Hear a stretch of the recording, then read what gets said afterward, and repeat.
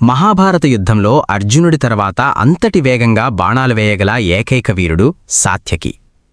ఇతడిని యుయుధానుడు అని కూడా పిలుస్తారు. కౌరవపక్షాన ఉన్న కృపాచార్యుడు, ద్రోణాచార్యుడు వంటి మహామహులనే ముప్పుతిప్పలు పెట్టిన ఈ యదువంశ వీరుడు ఎందుకంత పవర్ఫుల్ అనేది ఈ వీడియోలో చూద్దాం. సాత్యకి అర్జునుడికి సాటివచ్చిన ఏకైక శిష్యుడు. 1. అర్జునుడి ప్రియ శిష్యుడు. సాత్యకి కేవలం కృష్ణుడికి బంధువు మాత్రమే కాదు, అర్జునుడి వద్ద ధనుర్విద్యను అభ్యసించిన గొప్ప శిష్యుడు. అర్జునుడి గాండీవం నుండి బాణాలు ఎంత వేగంగా వస్తాయో సాత్యకి విల్లు నుండి కూడా అంతే వేగంగా బాణాలు వచ్చేవి. అందుకే అతడిని రెండవ అర్జునుడు అని పిలిచేవారు. 2. నారాయణీ సేనను కాదని పాండవుల వైపు. శ్రీకృష్ణుడు తన నారాయణీ సేనను దుర్యోధనుడికిచ్చినప్పుడు ఆ సేనలో అత్యంత కీలకమైన సేనాని సాత్యకి. కాని అతను తన సేనను వదిలి కేవలం ధర్మం కోసం కృష్ణార్జునుల మీద ఉన్న ప్రేమతో పాండవుల పక్షాన నిలబడ్డాడు. 3. ద్రోణాచార్యుణ్ణి ఎదిరించిన ధీశాలి. కురుక్షేత్ర యుద్ధంలో 14వ రోజున జయద్రథుణ్ణి చంపడానికి అర్జునుడు పద్మవ్యూహం దాటి లోపలికి వెళతాడు. అప్పుడు ధర్మరాజు రక్షణ బాధ్యతను సాత్యకి తీసుకుంటాడు.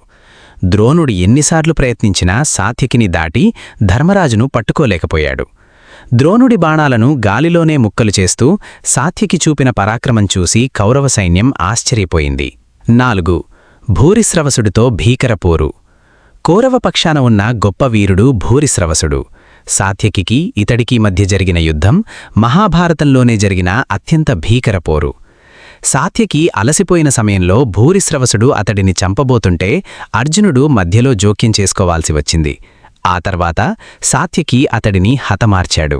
5. యుద్ధం తర్వాత మిగిలిన 7గురిలో ఒకడు.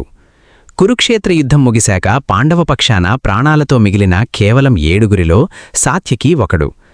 పాండవులు 5గురు, కృష్ణుడు మరియు సాత్యకి మాత్రమే ఆ భీకర యుద్ధం నుండి ప్రాణాలతో బయటపడ్డారు. ఇది అతని యుద్ధ నైపుణ్యానికి నిదర్శనం. సాత్యకి ఎందుకంత ప్రత్యేకత? సాత్యకి సాత్వత వంశానికి చెందినవాడు. అతని అంకితభావం ఎంత గొప్పదంటే కృష్ణుడికి ఏదైనా ఆపద వస్తే ప్రాణాలకు తెగించి పోరాడేవాడు. అటు యాదవ వంశ గౌరవాన్ని, ఇటు శిష్యుడిగా అర్జునుడి కీర్తిని కాపాడిన అజేయ యోధుడు సాత్యకి. సాత్యకి పరాక్రమం గురించి ఈ వీడియో మీకు నచ్చితే లైక్ చేయండి. ఇలాంటి మరిన్ని తెలియని వీరుల కథల కోసం మన ఛానల్ని సబ్స్క్రైబ్ చేసుకోండి. ధన్యవాదాలు.